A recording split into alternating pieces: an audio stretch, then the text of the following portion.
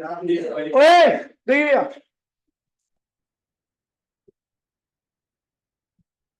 rotation of rod in a uniform magnetic field. Uniform magnetic field, एक rod है वो uniform magnetic field के अंदर क्या कर रही है, रोटेट कर रही है, तो क्या क्रिएट करेगी, सर्कल। क्या करेगी, चलो देखते हैं। ये रहा आपका सर्कल जो रॉड के रोटेशन की वजह से बना हुआ है। ये सर्कल है और ये किसकी वजह से बना हुआ है, क्योंकि रॉड रोटेट कर रही है ना।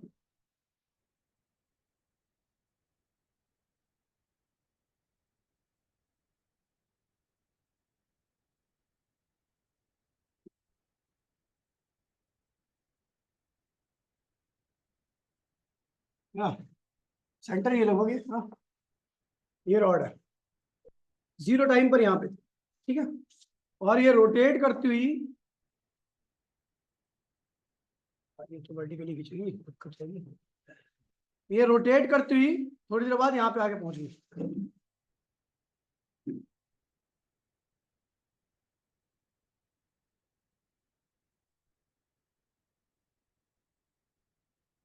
यहाँ आके पहुंच गई।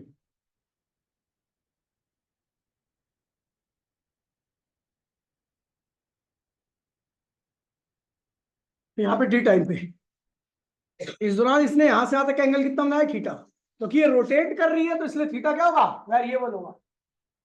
ये क्या कर रही है, रोटेट, तो इसलिए थीटा क्या होगा, वेरिएबल होगा। हाँ, रोटेट कर रही है इसलिए थीटा क्या होगा, due to rotation, due to rotation, ठीक है। थीटा क्या है, वेरिएबल है। ओमेगा क्या है भाई, ओए बोलिए मत। ओमेगा क्या है, रोटेशनल स्पीड है, और रोटेशनल स्पीड की वैल्यू क्या होगी, डी थीटा अपॉन में डी टी। याद है नहीं याद है, रोटेशनल स्पीड, इसकी रॉड की रोटेशनल स्पीड क्या है, ओमेगा। और ओमेगा क्या होता है, डी थीटा अपॉन में मैग्नेटिक फील्ड इनवर्ड है। अरे ओए सुअर है क्या साला, यूनिफॉर्म इनवर्ड मैग्नेटिक फील्ड है।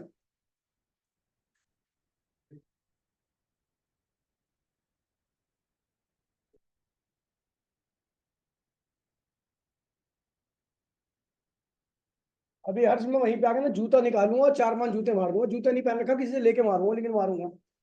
चुप हो जा। अब तू थोड़ी ना, वो भी हर्ष है।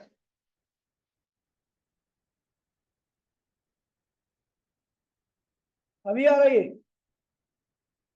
इतनी देर से क्या कर रहा था तू।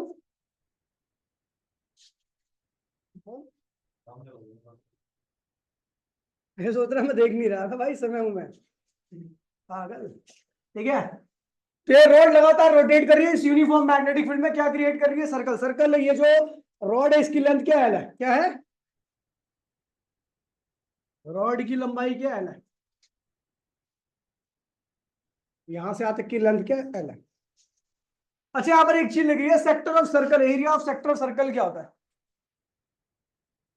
9th क्लास में पढ़ा था हमने, सर्कल पढ़ा था, सर्कल में तो क्या हुआ, याद नहीं, 9th नहीं पढ़ी तूने, याद कर। क्या होता है सेक्टर ऑफ सर्कल का एरिया, ये देख बता दिया उसने, कहाँ लिखा हुआ है, ठीक है। तो सेक्टर ऑफ सर्कल का जो एरिया होता है वो होता है भैया area of sector of circle. मैं जानता हूँ इस क्लास में 90% बच्चों को नहीं पता था ये। ए इक्वल्स में थीटा अपॉन में 2 पाई, 360 को मैंने 2 पाई लिख दिया, इंटू में पाई आर स्क्वायर। ये होता है area of sector of circle. ये देखिए, इसकी रेडियस आर है, थीटा ये है, ठीक है। तो इसका जो एरिया होगा वो ये है, ठीक है। तो अपने को पता है कि भैया ये टी टाइम की बात कर रहा है, तो flux at this instant, flux link with this area, with this area at t, इस टी टाइम पे कितना फ्लक्स लिंक होगा, तो फ्लक्स की वैल्यू क्या होती है, बी ए कॉस थीटा। अच्छा आपको बता दूं कि जो ये थीटा होता है, ओमेगा जो होता है वो थीटा अपॉन में टी होता है, तो थीटा क्या होगा, ओमेगा टी होगा। तो भैया हमने इसको लिख दिया फाइव इक्वल्स टू में बी। एरिया क्या होगा इसका, अगर मैं इस सेक्टर ऑफ सर्कल का एरिया निकालूं, इसका एरिया निकालूं, इस वक्त जितने जिससे मैं फ्लक्स निकाल रहा हूं उसका एरिया क्या होगा, थीटा, एंगल कितना है थीटा, 2 पाई, और पाई आर क्या है भैया, तो आर इसकी रेडियस के लेंथ के बराबर है, तो एल स्क्वायर लिख दोगे, ये क्या हुआ एरिया, ठीक है। और कॉस, ठीक है, खैर कॉस की वैल्यू तो आपको बता दूं यहाँ पर, ये सब थीटा वीटा की जरूरत नहीं है इसके यहाँ पे, तो इसलिए फालतू को मत लिखो, बेकार में चीजें हार्ड लेंगी। देखिए भैया कॉस 0 लिखूंगा, क्या लिखूंगा, क्योंकि ये हमारे द्वारा बनाया गया डायग्राम है, क्या है, और जब हम डायग्राम बनाते हैं तो उसमें ध्यान रखना कि हमेशा एरिया नॉर्मल, यानी इस कॉइल का जो एरिया है ना, उसका नॉर्मल और मैग्नेटिक फील्ड दोनों की डायरेक्शन को क्या लेके चलते हैं, same, and parallel to B, so theta equals में क्या हो गया 0 डिग्री का। ये हमेशा हमारे द्वारा बनाया गया डायग्राम, जैसे हमने कल बनाया था, परसों बनाया था मैश, रेक्टेंगुलर मैश बनाया था, उसमें भी एन और बी को पैरेलल लिया था, क्योंकि हमने बनाया भैया, तो अपने हिसाब से बनाएंगे हम, ठीक है। तो इसीलिए जब भी आपके बना डायग्राम रहेगा तो उसमें एन और बी को क्या लोगे आप, सेम डायरेक्शन में लेके चलोगे, तो थीटा क्या होगा उनके बीच में 0 डिग्री का होगा। तो फाई क्या होगा, बी थीटा, पाई से पाई का बन गया, तो क्या होगा एल स्क्वायर अपॉन में 2, ठीक है, कॉस 0। अच्छा आपको पता थीटा क्या है, वेरिएबल है, कहाँ लिखा है मैंने, थीटा वेरिएबल है, ये लिखा हुआ थीटा वेरिएबल है, तो हमने कह दिया भैया थीटा आपका वेरिएबल है, और जब आपका थीटा वेरिएबल होगा तो फ्लक्स भी क्या होगा, वेरिएबल होगा, और वेरिएबल फ्लक्स को अपोज करने के लिए कौन आता है, इंड्यूस्ड ईएमएफ, क्या होता है, इस वेरिएबल फ्लक्स को अपोज करने के लिए, इस वेरिएबल फ्लक्स को अपोज करने के लिए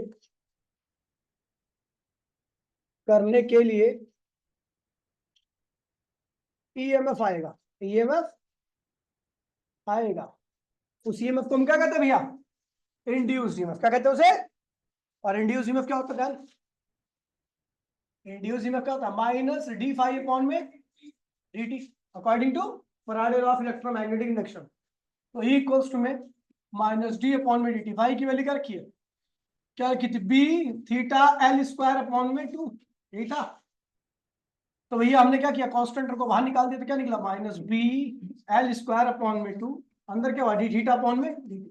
ये क्या होता है भैया, ओमेगा होता है, ये क्या होता है ओमेगा, तो ई इक्वल्स में क्या हुआ half B L square omega minus, तो ये इंड्यूस ईएमएफ की वैल्यू आ गई, अपोज माइनस क्या दिखा रहा है, अपोजिंग नेचर, क्या दिखा रहा है, अपोजिंग नेचर, किसको अपोज कर रहा है ये, फ्लक्स के चेंज को, किसको अपोज कर रहा है, फ्लक्स के चेंज को, अपोजिंग नेचर ये दिखा रहा है। बाकी इसका मैग्नीट्यूड क्या होगा, half B omega L square, इसका ईएमएफ का मैग्नीट्यूड है। अब कई बार हमसे पूछेगा भैया इंड्यूस करंट निकालिए, बताइए इस केस में, तो इंड्यूस करंट की वैल्यू होगी, इंड्यूस्ड करंट क्या होगा, इंड्यूस करंट होगा आपका आई इक्वल्स में इंड्यूस ईएमएफ अपॉन में रेजिस्टेंस, आर क्या है, रेजिस्टेंस ऑफ द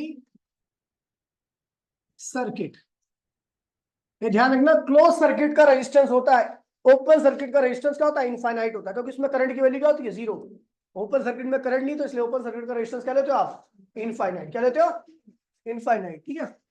तो भैया आई और बी की वैल्यू क्या रखी भैया आपकी, ई की वैल्यू क्या रखी है, B omega L square upon में क्या होगा 2r, ये करंट हो जाएगा, हो गया करंट। उसके बाद बोले भैया बताइए हीट कितनी निकली, हीट निकालनी है भैया, तो हीट निकालने के लिए हीट का फॉर्मूला क्या होता है, I square R T, I कितना निकला है, B omega L square upon में 2r का होल स्क्वायर इंटू में r इंटू में टी, ये हो गया। उसके बाद क्या होगा, B square omega square L की पावर 4 अपॉन में क्या होगा भैया 2r 4r, क्या होगा 4r स्क्वायर नहीं होगा, आर से आर कैंसिल कर दिया इंटू में टी, देखिए यहाँ पे आर स्क्वायर होता, यहाँ पे आर स्क्वायर होता, क्योंकि इसका स्क्वायर है, इस आर से कैंसिल कर दिया मैंने, तो मैंने लिखा नहीं कुछ भी, ठीक है। तो ये हीट आ गई, पावर क्या होगी, पावर जो होती है पावर जो होती है आपकी, पावर क्या होता है, आई स्क्वायर आर। तो इसको सॉल्व करोगे तो टी हटा दोगे, इसमें टी हटा दोगे तो क्या आएगा, B square omega square L की पावर 4 अपॉन में 4 आर, क्या आएगा, यहाँ पर इतनी पावर निकली है।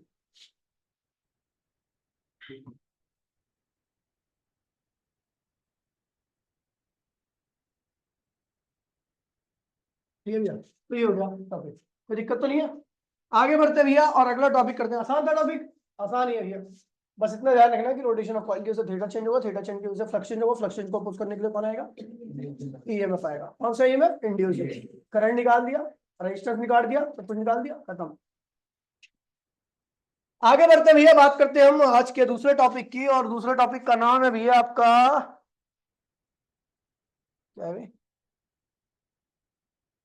क्या था दूसरा topic,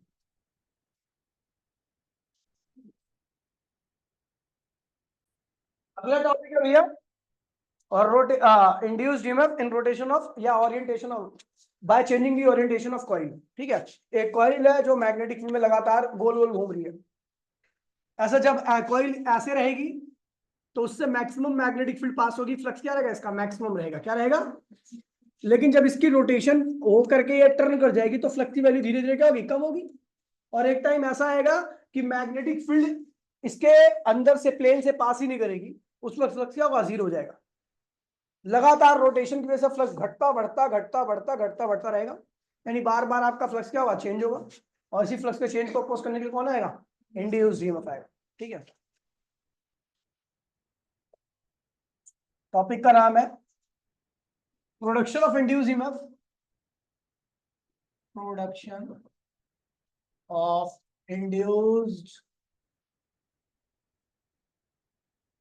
induced EMF by a rotation of coil in uniform magnetic field।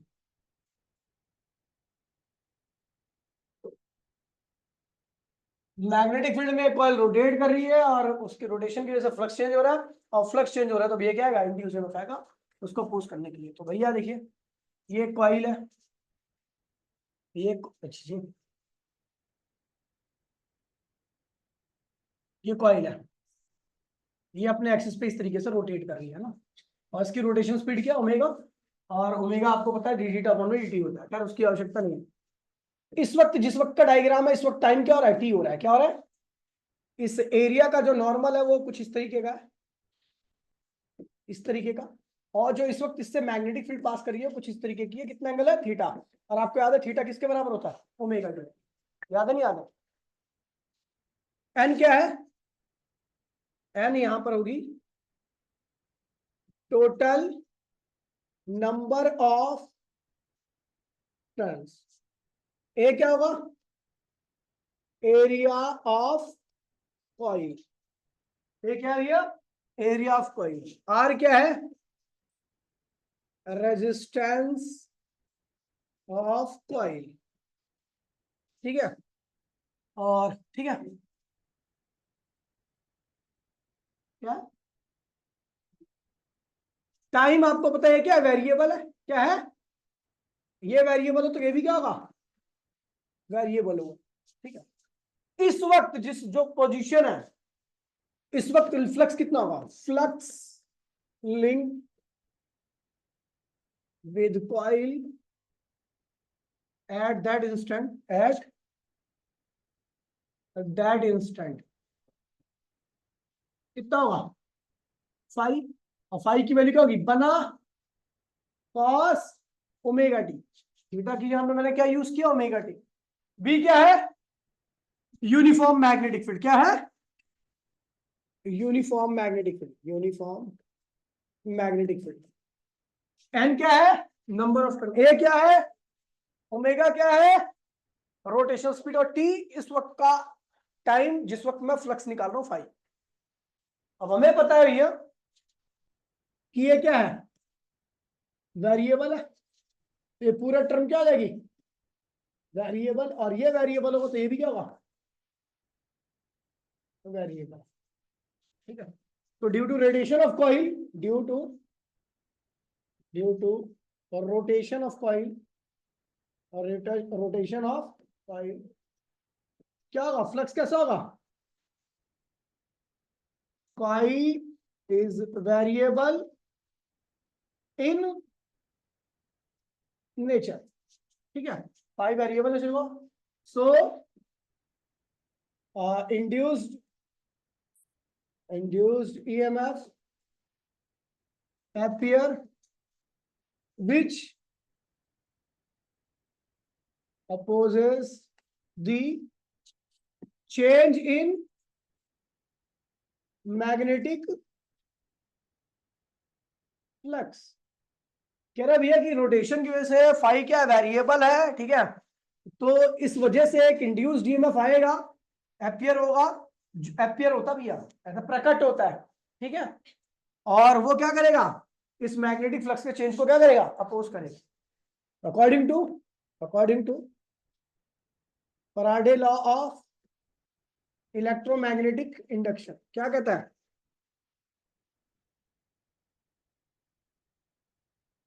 Five E क्या होगा, माइनस डी फाइव अपॉन में माइनस डी अपॉन में डी टी। फाइव की वैल्यू क्या भैया, बना कॉस ओमेगा टी, ये कांस्टेंट टर्म कौन कौन सी है, निकाल दो उसको।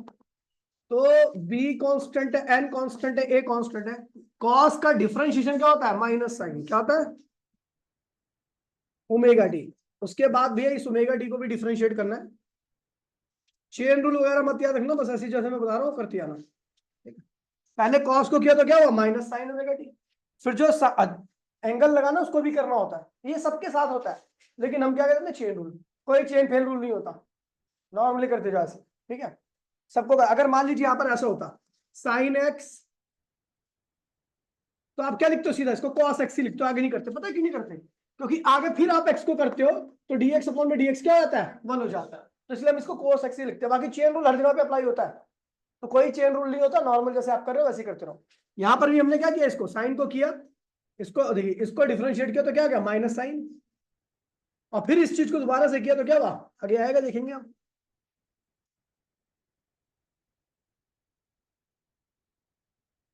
तो भैया ये आया, आपका ध्यान दीजिए, माइनस से माइनस क्या हुआ, कट मर गया। अभी क्या आएगा अगले स्टेप में, ईएमएफ इक्वल्स टू में बी एन ए, फिर क्या था, साइन ओमेगा टी, और आपको पता ओमेगा रोटेशनल स्पीड थी, वो कांस्टेंट है, अंदर क्या हो जाएगा, डी टी अपॉन में डी क्या होगा 1। तो भैया क्या होगा, ई इक्वल्स में B N A omega sine omega t. इसको थोड़ा आपको याद करने के लिए मैंने एक नई चीज इन्वेंट की है, इसको कहते हैं नवाब, क्या कहते हैं, साइन ओमेगा टी। एक कॉइल के रोटेशन की वजह से, एक कॉइल की रोटेशन की वजह से जो इंड्यूस्ड ईएमएफ आता है उसकी वैल्यू क्या होती है, नवाब साइन थीटा, क्या होती है, ये इंस्टेंटेनियस इंड्यूस्ड ईएमएफ है। क्या है ये, इंस्टेंटेनियस क्यों बोला, क्योंकि इसकी वैल्यू लगातार टाइम के साथ क्या हो रही है, बदल रही है, ठीक है भैया, इसे कहते हैं instantaneous induced EMF, instantaneous induced EMF. हम निकाल रहे हैं हम इंस्टेंटेनियस इंड्यूस्ड करंट। तो करंट क्या होगा भैया बताइए, I equals to E pawn में क्या होता है, आर। तो भैया क्या हो जाएगा, नवाब साइन ओमेगा टी अपॉन में क्या हो जाएगा, ये करंट होगा, ठीक है, कोई दिक्कत तो नहीं है। तो ये हो गया आपका करंट, ठीक है, आप हीट निकाल सकते हो, पावर निकाल सकते हो, जो मर्जी आप उसको निकाल सकते हो, ठीक है। अब एक क्वेश्चन आया है, give the direction of, give the direction of induced current. परसों मैंने एक चीज लिखवाई थी कि जब भी आपको इंड्यूस ईएमएफ या इंड्यूस करंट की डायरेक्शन देनी होती है तो आप किसका इस्तेमाल करते हो, right hand, Fleming right hand rule का, या एक और बताता लैंस लॉ, लिखवा था नहीं लिखवा था, मोशनल ईएमएफ कराया था, मोशनल ईएमएफ के लिखवाया हुआ शायद मैंने, नहीं लिखवाया, चलो देखिए भैया लिखवाया है भाई, डायरेक्शन के लिए कुछ नहीं बताया। तो डायरेक्शन वही होता है जो अपोज करता है। बेटा ज्ञान मत दो, मैं बता रहा हूँ। देखिए डायरेक्शन ऑफ इंड्यूस ईएमएफ क्या लिख, चलो छोड़ो अभी मैं लिख देता हूँ, नोट में लिख लेना। Direction of induce current can be given by Lenz law.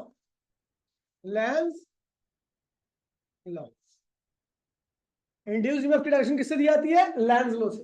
Lenz law क्या कहता है भैया? कॉइल इस प्रकार से पोलैरिटी एक्वायर्ड करती है ताकि वो फर्दर फ्लक्स के चेंज को अपोज कर सके। क्या कहती है अनीशा? जो मैंने बताया वही बता दो बस। मेरे आज चश्मा लगा होता ना, भगवान कसम गूगल का सीईओ होता आज मैं। चश्मा ही लगा, मेरे पढ़ाई नहीं की मैंने, बहुत कोशिश की चश्मा लग जाए, काफी देर तक पढ़ा लेकिन वो लगा ही नहीं। पता नहीं, लेकिन मुझे बताइए क्या था लेंस लो, क्या था? टिया तेरे भी चश्मा लगा, ये लिखा था मैं अनपढ़ कहीं की, direction of induce EMF Lenz law से आती। लेंस लो क्या कहता है भैया कि कॉइल के ऊपर इस प्रकार से पोलैरिटी आती है या वो पोलैरिटी आती है जो फर्दर फ्लक्स के चेंज को। अब देखिए कैसे, मान लीजिए फ्लक्स कम हो रहा है। क्या हो रहा है? फ्लक्स कम कब होता है?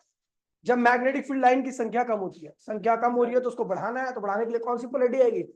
South polarity. क्या आएगी? और जैसी साउथ पोलैरिटी आती है करंट कैसा होता है? क्लॉकवाइज। क्या होता है?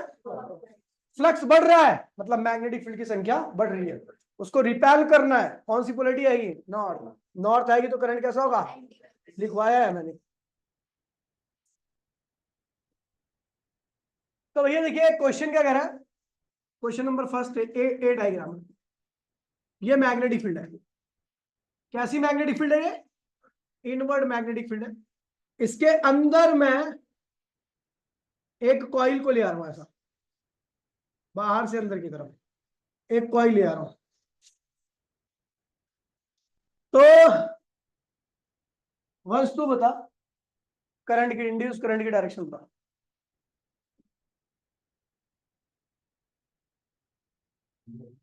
सबसे पहले आपको देखना कि जो आपको फेस दिख रहा है, कौन सा फेस दिख रहा है इस कॉइल का, अपर या बॉटम? आप इस कॉइल को कौन सा फेस देख पा रहे हो, अपर या बॉटम? अपर ही देख पा रहे हो ना भैया। और उस अपर फेस से मैग्नेटिक फील्ड लाइन कैसे आ रही है, अंदर या बाहर? यानी उस वाले फेस से, अपर फेस से, जो अपर फेस दिखाई दे रहा है उसके अंदर मैग्नेटिक फील्ड लाइन जा रही है। जा रही है नहीं आ रही?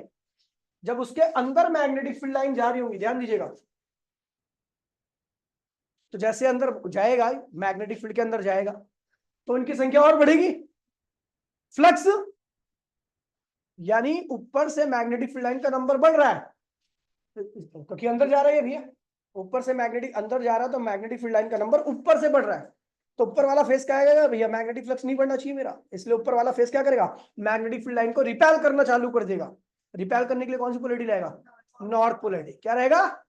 और नॉर्थ पोलैरिटी आते के साथ ही करंट कैसा रहेगा? Anti clockwise. ये लेंज लॉ से हम किसी भी कॉइल के अंदर करंट की डायरेक्शन को इस प्रकार से देते हैं। समझ गया? देखिए ऐसा करने से इसका फ्लक्स क्या हो रहा है? इंक्रीज कर रहा है। यहां मैग्नेटिक, मैं लिख दे रहा हूं ताकि आपको याद रहे, यहां मैग्नेटिक फील्ड लाइन ऊपर से एंट्री मार रही है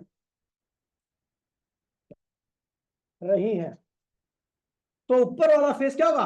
क्योंकि फ्लक्स इंक्रीज कर रहा है तो ऊपर वाला फेस क्या करेगा? मैग्नेटिक फील्ड लाइन को रिपेल करना चालू करेगा। कौन सा पोल रिपेल करता है? नॉर्थ। तो ऊपर वाला फेस मैग्नेटिक फील्ड को रिपेल करेगा, इसलिए नॉर्थ पोलैरिटी एक्वायर्ड करेगा। कौन सा? अबे वो जब मैग्नेट को पास में आ रहा है, यहाँ पर कॉइल आपकी मैग्नेटिक फील्ड में जा रही है। तो साउथ है कहाँ पे? तो मैं कह रहा हूँ साउथ कहाँ पे? दूसरा साउथ है। अब ये अगर कॉइल के फील्ड के अंदर जाएगा तो उसका फ्लक्स बढ़ेगा। फ्लक्स बढ़ने का मतलब ऊपर की तरफ से इसके अंदर मैग्नेटिक फील्ड लाइन का नंबर बढ़ रहा है। अब फ्लक्स बढ़ना नहीं चाहिए तो ऊपर वाला फेस क्या करेगा, रिपेल करेगा। रिपेल करने के लिए कौन सी पोलैरिटी जाएगा, नॉर्थ, क्योंकि north polarity magnetic field line को रिपेल करती है। नॉर्थ पोलैरिटी है तो करंट क्या होगा, एंटी क्लॉकवाइज। क्या होगा, तो वही करेगा, इसलिए नॉर्थ पोलैरिटी एक्वायर्ड करेगा करेगा जिससे करंट क्या होगा, जिससे करंट करंट क्या रहेगा, करंट एंटी क्लॉकवाइज रहेगा, एंटी क्लॉकवाइज। अच्छा ये कॉइल बाहर जा रही है, अब क्या होगा, अब क्या होगा भैया, इसका फ्लक्स क्या होगा, कम होगा। मैग्नेटिक फील्ड लाइन कहां से एंट्री मारी है, ऊपर से, तो ऊपर वाला अब कम हो रहा है तो ऊपर वाला फेस क्या करेगा, मैग्नेटिक फील्ड लाइन को खींचेगा। कौन सी पोलैरिटी एक्वायर करेगा, ये तो नॉर्थ कर रहा था, ये कैसे करेगा, साउथ। फ्लक्स कम हो रहा है, डिक्रीज कर रहा है, इसका मतलब मैग्नेटिक फील्ड लाइन में क्या हो रही है, कम हो रही होगी। मैग्नेटिक फील्ड लाइन को अट्रैक्ट करेगा, अट्रैक्ट करने के लिए कौन सी पोलैरिटी, तो ऊपर वाला फेस, ऊपर वाला फेस मैग्नेटिक फील्ड को अट्रैक्ट करेगा, अट्रैक्ट करेगा, इसलिए साउथ पोलैरिटी, साउथ पोलैरिटी आएगी और करंट कैसा रहेगा, करंट क्लॉकवाइज रहेगा, क्लॉकवाइज रहेगा। कोई दिक्कत तो नहीं है। अच्छा अब क्या होगा अगर मान लीजिए मैंने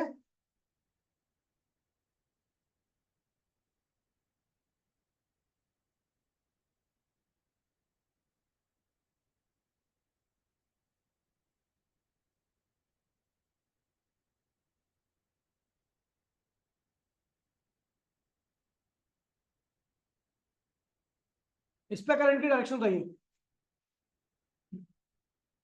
इस पे करंट की डायरेक्शन चाहिए, तो भैया ये ऑलरेडी पूरा मैग्नेटिक फील्ड के अंदर है, तो मैग्नेटिक फील्ड के अंदर है तो इसका मतलब फ्लक्स का क्या होगा, कांस्टेंट। क्या होगा, ईएमएफ क्या आएगा, जीरो। कांस्टेंट फ्लक्स के अपोज करने के लिए कोई ईएमएफ नहीं आता। करंट भी क्या होगा, no current no direction. Question number 2, अगर मैं इस मुड़े हुए एक वायर का, मैं ऐसा बहुत गंदी तरीके से मुड़ा हुआ है, इसको मैं ऐसा स्ट्रेच कर रहा हूं, ऐसे चार ओर से मैं स्ट्रेच कर रहा हूं, ये कहां पर है, मैग्नेटिक फील्ड के अंदर है। बताओ इसके अंदर कैसी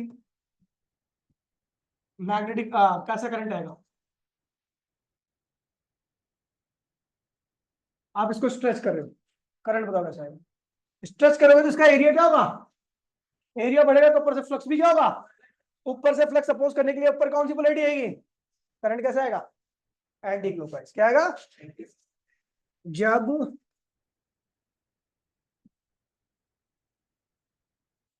जब इसको स्ट्रेच करेंगे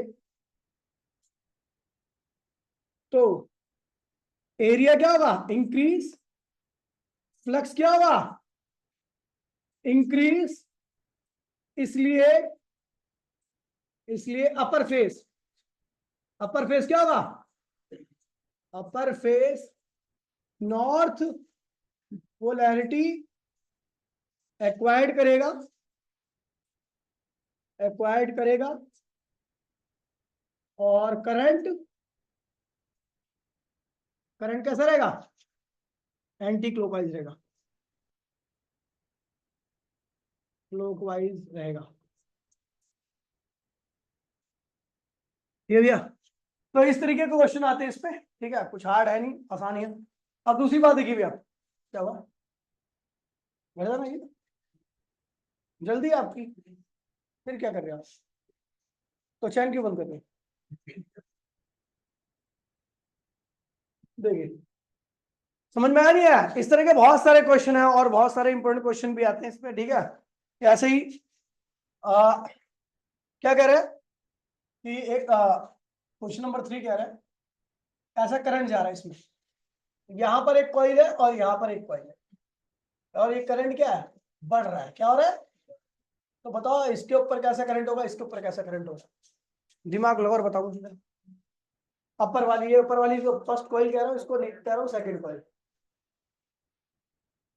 हो गया खुश, अब तो मैग्नेटिक फील्ड भी नहीं बनाई मैंने, लेकिन नीचे वाले जो वायर है उसमें करंट जा रहा है राइट साइड में और उस करंट का नेचर क्या है, इंक्रीजिंग नेचर है।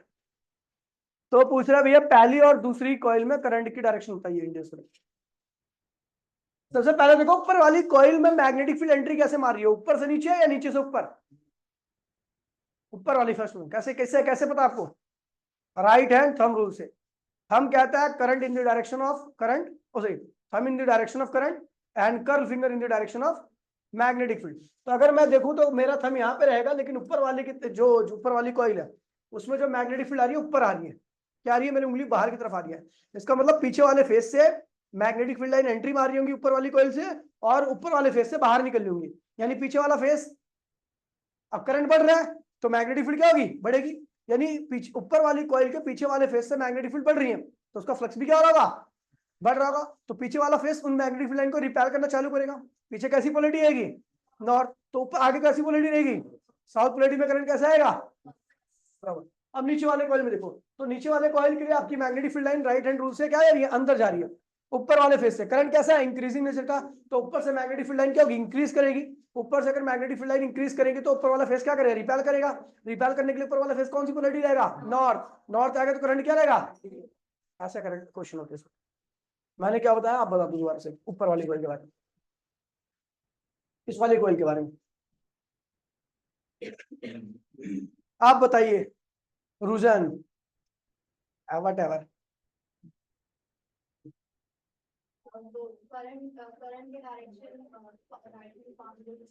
पाम रूल से नहीं निकलती, right and right and thumb rule से निकलती है। पाम रूल से तो फोर्स निकलता है, वह मतलब अलग है दोनों का।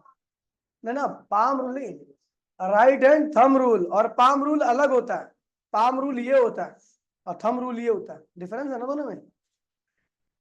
इसीलिए रुझान और रुझान में कोई डिफरेंस नहीं है मेरे हिसाब से।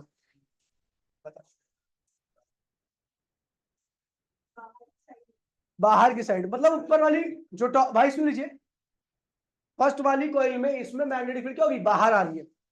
इसका मतलब पीछे से एंट्री मारी होगी। पीछे से एंट्री मारी, करंट कैसा है? इंक्रीजिंग नेचर का है। तो पीछे से मैग्नेटिक फील्ड भी क्या होगी? इंक्रीज करेगी। पीछे से मैग्नेटिक फील्ड इंक्रीज करेगी तो मतलब फ्लक्स भी इंक्रीज कर रहा है। उसको अपोज करने के लिए पीछे से मैग्नेटिक फील्ड लाइन की एंट्री को रोकना पड़ेगा। कौन सी पोलैरिटी आएगी पीछे? तो आगे कौन सी आएगी? साउथ आएगा तो करंट कैसा रहेगा? क्लॉकवाइज। नीचे वाली में देखिए, तो ये जो नीचे वाली कॉइल है इसमें मैग्नेटिक फील्ड क्या आ रही है? ऊपर से एंट्री मारी होंगी। ऊपर से एंट्री मारने का मतलब है भैया कि करंट इंक्रीजिंग नेचर का, तो ऊपर से मैग्नेटिक फील्ड लाइन का नंबर ही बढ़ रहा होगा। अब उनको कम करना है क्योंकि फ्लक्स बढ़ रहा है, तो कम करने के लिए ऊपर से कौन सी पोलैरिटी आएगी? नॉर्थ। इसमें करंट कैसा आएगा? एंटी। तो इस तरीके से क्वेश्चन आता है, भी आसान क्वेश्चन है लेकिन थोड़ा दिमाग लगता है इनमें। ठीक है, लेंज लॉ से आप डायरेक्शन को एग्जैक्टली बता सकते हो, और right hand thumb Fleming right hand rule से आप डायरेक्शन को ज्यादा एक्यूरेटली नहीं बता सकते, कई बार आप कंफ्यूज भी होगे इलेक्ट्रॉन और प्रोटॉन के केस में। ठीक है, तो इसलिए मेरे हिसाब से आपके लिए बेटर है। बाकी अगली क्लास में मैं आपको राइट हैंड थंब रूल भी बता दूंगा। ठीक है, फ्लेमिंग राइट हैंड रूल। ठीक है भैया, तो आज के लिए इतना ही, मिलते हैं अगली क्लास में। टाटा बाय, जय हिंद, जय भारत।